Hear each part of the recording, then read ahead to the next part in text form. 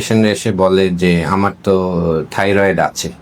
Actually thyroid এটা সবারই থাকে।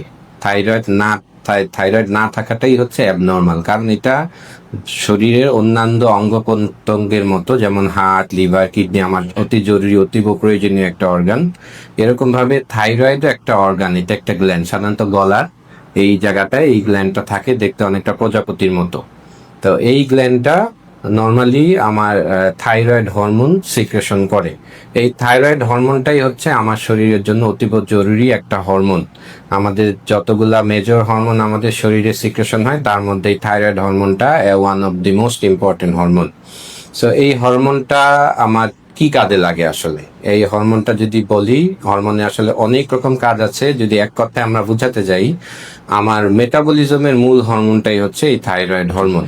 এখন প্রশ্ন থাকতে পারে যে আমার যদি থাইরয়েড হরমোনের প্রবলেম হয় তাহলে আমি এটা কিভাবে বুঝবো?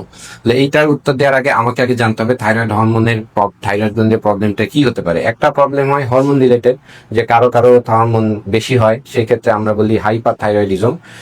কারো কারো হরমোন যেই পরিমাণ বডিতে সিক্রেট হওয়ার কথা তার থেকে কম সিক্রেট হয়, সেটাকে আমরা বলি হাইপোথাইরয়েডিজম। আসলে মেইনলি এই দুইটা রোগী খুব কমন। এছাড়া থাইরয়েডে অনেক সময় টিউমার হয়, অনেক সময় ক্যান্সার হয়, তো এটা অতটা কমন না। এই জন্য আমাদের আজকের মূল বিষয়ে আলোচনা থাকবে হাইপোথাইরয়েডিজম এন্ড হাইপারথাইরয়েডিজম। এখন একটা মানুষের যদি হাইপোথাইরয়েডিজম আর হাইপারথাইরয়েডিজম হয়, তাহলে সে কিভাবে বুঝবে? প্রথম বোঝা যায় তো তার কিছু লক্ষণ থাকবে।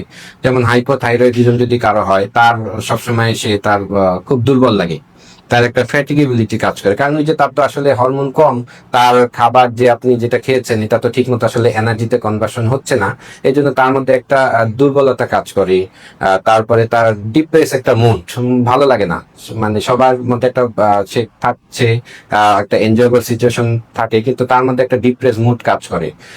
তার কনস্টিপেশন থাকে, এবং সব বলে তার ওয়েটটা গেইন হয়, বলে যে আমি তো কিছুই খাই না, মনে হয় যে পানিটা খেলেও আমার ওজন বেড়ে যাচ্ছে।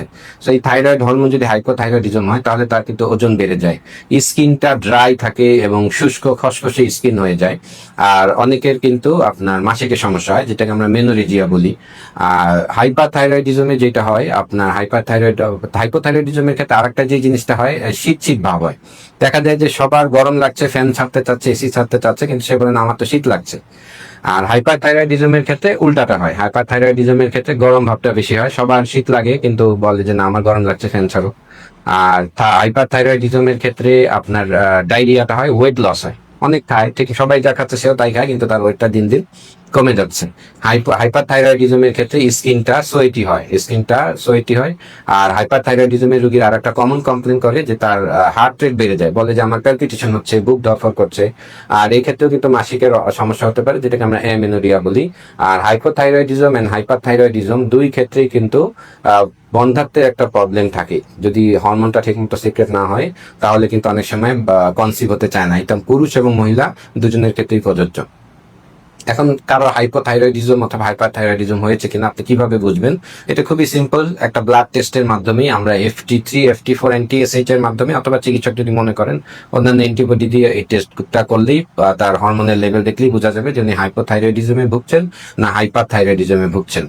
এখন আমার যখন রোগটা ডায়াগনোসিস হয়ে যায়, বলছে ট্রিটমেন্টটাও খুবই সহজ, বলছে এটার জন্য কোনো সার্জারি দরকার হয় না, এটার জন্য বড় সড়ো কেমোথেরাপি সেটিং দরকার হয় না। সিম্পল হাইপোথাইরয়েডিজমের জন্য সিম্পল একটা ওষুধ সকালবেলা খালি পেটে খেতে হয়। আর যদি হাইপারথাইরয়েডিজম হয়, তাহলে ওষুধ অনেক সময় 3 বেলা দেওয়া লাগে, অনেক সময় 2 বেলা দেওয়া লাগে, এটা চিকিৎসক ঠিক করবেন। তো এই ওষুধ যদি আমি মেনটেন করি, তাহলে আমি এই হরমোন ওষুধ খেয়ে আমার থাইরয়েড হরমোন ঠিক থাকবে, বডির সমস্ত ফাংশন ইনশাআল্লাহ ঠিক থাকবে। এই ট্রিটমেন্টের ক্ষেত্রে যে ভুলটা রোগীরা করে থাকে, দেখা যায় যে ডাক্তার সাহেব দিলেন, সকালবেলা খালি পেটে খাচ্ছে, মাঝে মধ্যে মিস করে, ভুলে গেছে, সকালে ঘুম থেকে উঠে ভুলে গেছে, নাস্তা খেয়ে ফেলছে কিংবা কোথাও বেড়াতে গেছে, তো খাওয়া হয়নি। তো 2-1 দিন মিস হওয়ার পর রোগীরা মনে করে আমার তো মিস হয়ে গেছে, আমার আর খাওয়ার দরকার নেই, আমার মনে আর খেলে কাজ হবে না। কিন্তু থাইরয়েড হরমোনের হাফ লাইফটা অনেক বেশি, এই জন্য যদি 2-1 দিন মিস হয়ে যেয়ে থাকে, যখনই মনে করবে আপনি তখন থেকে আবার কন্টিনিউ করবেন।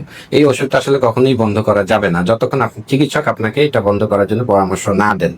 আবার অনেক সময় দেখা যায় যে ডাক্তার হয়তো 2টা করে ওষুধ খেতে দিয়েছেন, আপনি 2টা করে খাচ্ছেন, বেশ কিছুদিন ভালো আছেন, আপনি আর ডাক্তারের কাছে ফলো আপে গেলেন না, টেস্ট করলেন না, মনে করলেন যে আমি তো এখন ভালোই আছি, আমি এখন একটা করে খাই। তখন দেখা যায় যে আবার হরমোনটা আবার আসলে অ্যাবনর্মাল হয়ে যায়। আর প্রথম প্রথম যখন হরমোন ডোজটা দেওয়া হয় তখন একটু ফলো আপ লাগে, 6 সপ্তাহ পর আমরা বলি কিংবা 1.5 মাস পর পর টেস্ট করে এটা নর্মাল লেভেলে আনা পর্যন্ত একটু ফ্রিকোয়েন্টলি টেস্ট করতে হয়। এরপর আপনি 3 মাস 6 মাস পর বছরে 1 বার 2 বার আপনি টেস্ট করলেন, সেটা কিন্তু ওষুধটা কন্টিনিউ করতে হবে। আমি যদি থাইরয়েড হরমোনের চিকিৎসা না করি তাহলে কি হতে পারে? থাইরয়েড হরমোনের চিকিৎসা যদি না করেন তাহলে আসলে আস্তে আস্তে আপনার সেলগুলা কার্যক্ষমতা হারিয়ে ফেলবে, এবং এই ক্ষেত্রে দেখা যায় যে অনেকে আমরা বলি কনজেস্টিভ হার্ট ফেলার হতে পারে, অ্যাট্রিয়াল ফিব্রিলেশন হতে পারে, অনেকে স্ট্রোক হয়, অস্টিওপোরোসিস যেটা আমরা বলি হাড্ডি ক্ষয় হয়ে যায়। অনেকে বয়স্ক মহিলারা আসেন যে তাদের হাড্ডি ক্ষয় হচ্ছে, কোনো কারণ পাওয়া যায় না, থাইরয়েড হরমোন করলে দেখা যায় যে তার এই যে ব্যথা, তার হাড্ডি ক্ষয়, এটার জন্য আসলে থাইরয়েড হরমোন দায়ী। রিফ্লেক্স গুলা ঠিক মতো কাজ করতে চায় না, মুডের ক্ষেত্রে মানসিক সমস্যা দেখা দেয়, স্কিনটা অনেকে চুল পড়ে যায়, স্কিনের সৌন্দর্য নষ্ট হতে থাকে। এই জন্য থাইরয়েড হরমোন যদি হাইপোথাইরয়েডিজম অথবা হাইপারথাইরয়েডিজম থাকে তাহলে চিকিৎসকের পরামর্শ অনুযায়ী অবশ্যই চিকিৎসা করা উচিত। এরপরে রোগীদের একটা কমন প্রশ্ন থাকে যে আমি কি খেতে পারবো কি খেতে পারবো না।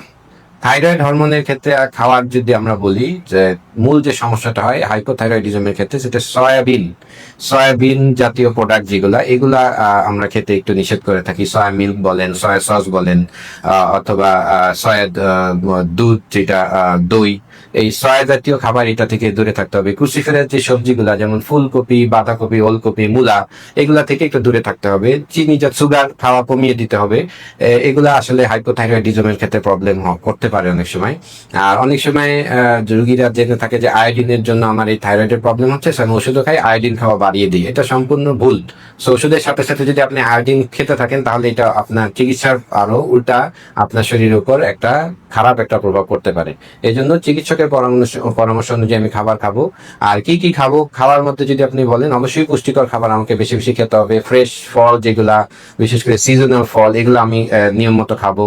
আমাকে দুধ খেতে হবে নিয়ম মতো, তারপরে ডিম খেতে হবে, প্রোটিন জাতীয় খাবার, এগুলো আমি বেশি বেশি করে যদি স্বাস্থ্যকর খাবার খাই, আর যেগুলো আমরা না করি ওগুলা যদি অ্যাভয়েড করে চলি, তাহলে আমার থাইরয়েডটা ইনশাল্লাহ ভালো থাকবে।